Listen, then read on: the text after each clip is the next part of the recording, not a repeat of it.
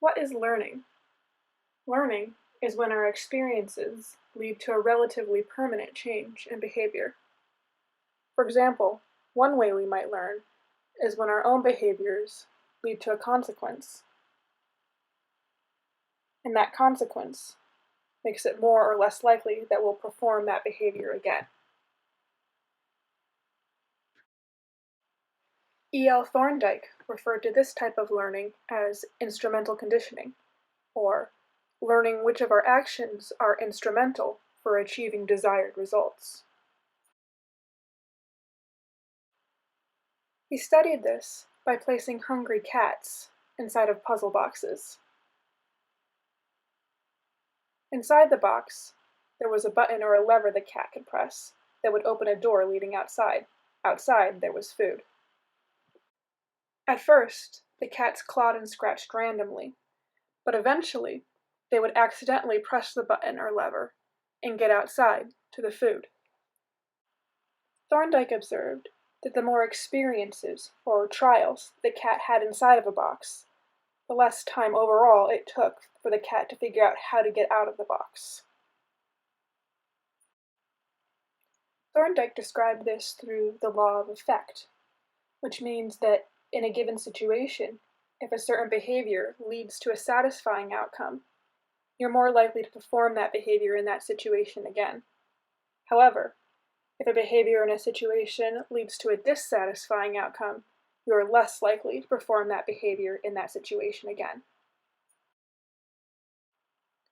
B.F. Skinner expanded on Thorndike's theory and referred to it as operant conditioning, referring to how subjects operate on their environment to produce desired results. Like Thorndike, Skinner tested his theory by observing animals, usually rats or pigeons. He tested them by placing them in complex boxes that had components like an electrical grid that could administer a shock, a food dispenser with a lever, and a light that might indicate something was about to happen. He called these boxes operant conditioning chambers, also known as Skinner boxes.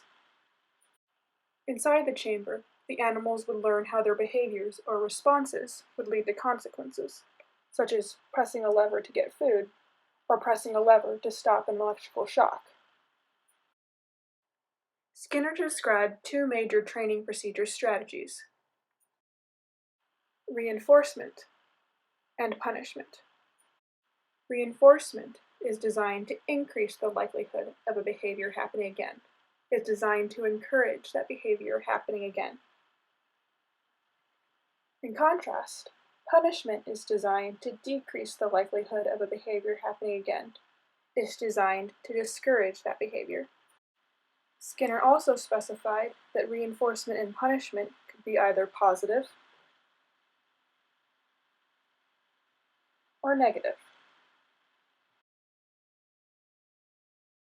If a reinforcement or punishment is positive, you're adding something to the environment to increase or decrease the behavior. If it's negative, you're removing something from the environment to increase or decrease the behavior. So let's look at some examples. An example of positive reinforcement is training an animal to press a lever that will administer food. If the animal associates pressing the lever with added food, it's more likely to press the lever again. Another example is awarding a treat or a gold star for good grades. In positive reinforcement, you add an appetitive or desired stimulus to increase a behavior. If positive reinforcement is adding something to increase a behavior, then negative reinforcement is removing something to increase a behavior.